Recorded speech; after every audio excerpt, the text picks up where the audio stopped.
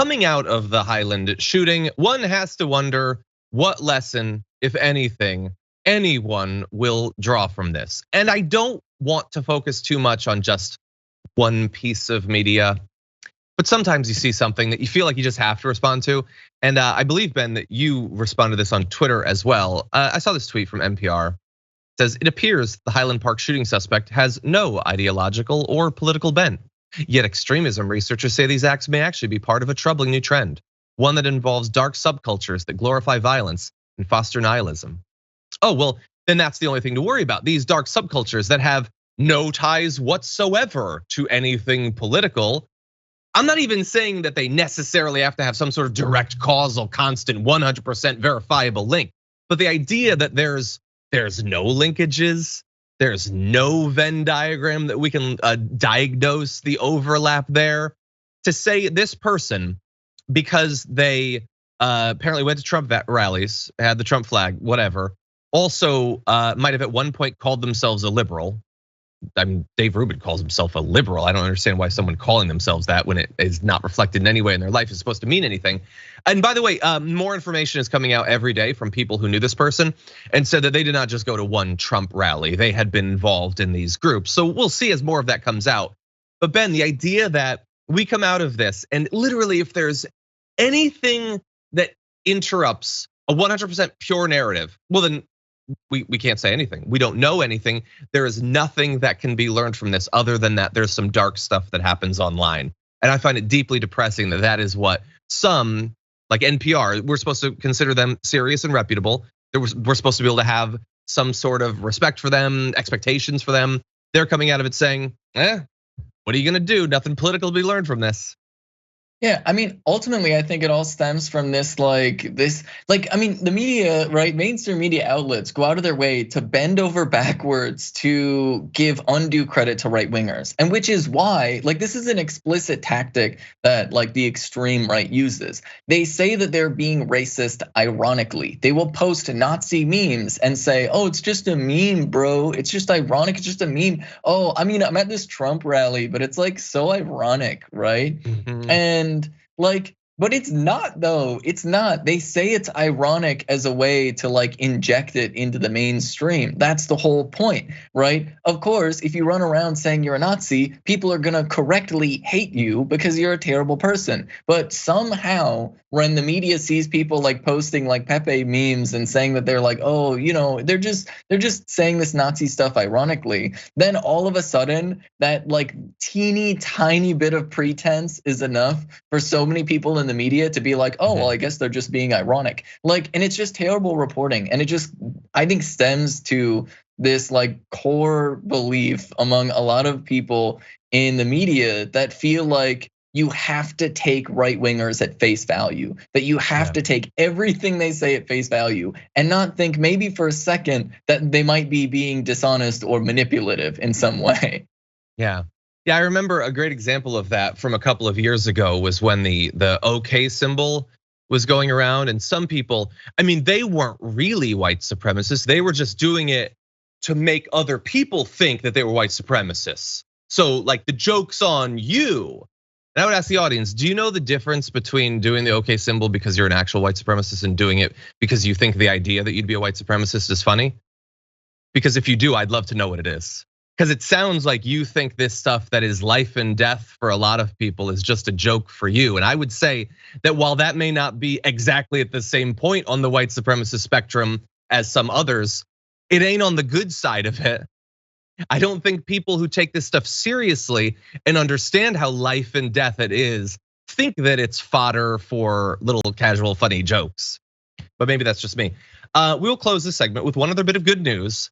Apparently, the shooting at Highland Park, and by the way, the other mass shootings that happened on that same day, it was not the only mass shooting. This is America after all. We have, we contain multitudes of mass shootings. Could have been worse. Police actually stopped in Richmond, Virginia, a planned July 4th mass shooting after they got a tip that led to the arrest of 2 people and the seizure of multiple guns. They had apparently been targeting what's called Dogwood Dell, a local amphitheater in Richmond, Virginia. They say that this citizen overheard a conversation where the attack was being planned, and officers responded to that tip, went to the location and seized 2 assault rifles, a handgun, and hundreds of rounds of ammunition from a residence where the firearms and related material were in plain view. We don't know much more aside from that in terms of motivation, how they got the weapons, what the exact content of the weapons were. But we could have had another mass shooting on that same day, Ben. So good work there, both in terms of the individual who, unlike the father in this other case, took it seriously, and the police who actually stopped this from happening. Yeah, it's just so wild because like literally there was a mass shooting. There were like 4 mass shootings that day. One of them is like a mile from where I live in Minneapolis. And it's just, I mean, it's just really like terrifying. But like, unfortunately, this is the type of violence that the United States was built on. I mean, quite literally, the 4th of July, what it represents is one of the main reasons why the colonizers declared independence was because King George signed an agreement with indigenous folks to say that they weren't going to expand beyond the Appalachians, right? And that agreement apparently enraged the founding fathers so much that they declared independence just so that they could keep expanding their genocidal program. And so the unfortunate reality is this is reflective of some of the roots of like American society that we've never really dealt with. 100%. Yeah. And look, you mentioned earlier, we probably should have also thrown this in with the NPR thing, but you mentioned that this person clearly there was aspects of clear murderous anti-Semitism as well. They had just gone to a synagogue earlier and then thankfully did not shoot up that place, but they shot up an area that has a large Jewish population. Like again, the ideology, like in the same way that we haven't grappled with, as you were saying, some of the legacies of colonialism, like the deep anti-Semitism. Like we like to take like one tweet from someone and like digest it and then say, oh good, well, we've dealt with the anti-Semitism. No, we have not. The roots run deep and they are very accepted even by some people who pretend to have issues with tweets or whatever. One final point I want to make, I mentioned this in our production meeting this morning.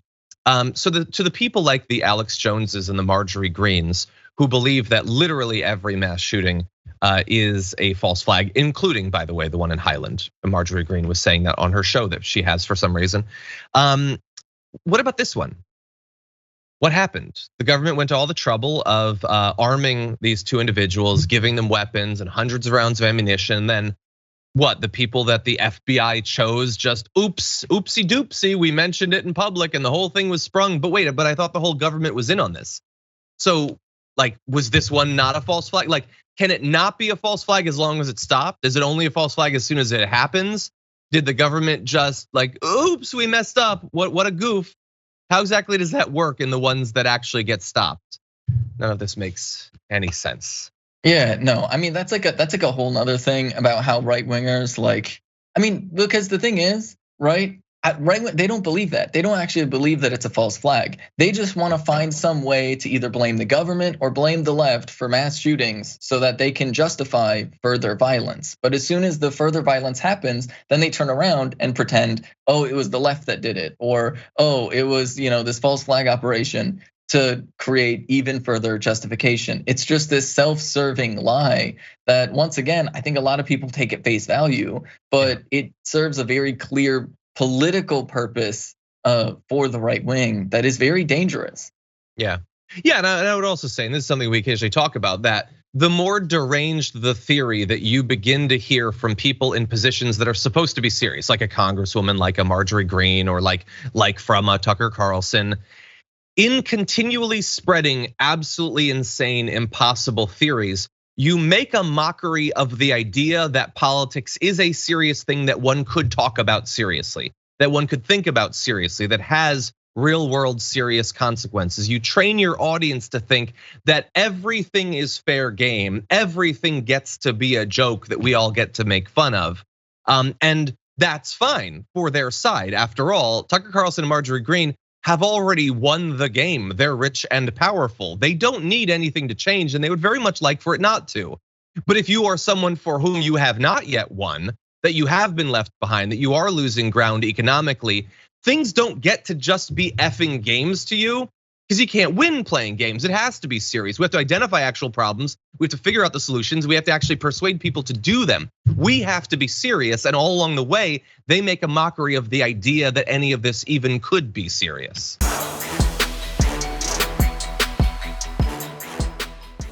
Check out the Damage Report podcast each day, wherever you get your podcasts, whether Pocket Casts or Stitcher or iTunes. You can join me as I give you the news and stories you want, with a range of co-hosts and interview guests jumping in on the fun each day. Again, that's the Damage Report, wherever you get your podcasts. And if you get them at iTunes, don't forget to rate and review. Sometimes I'll read them live on the show.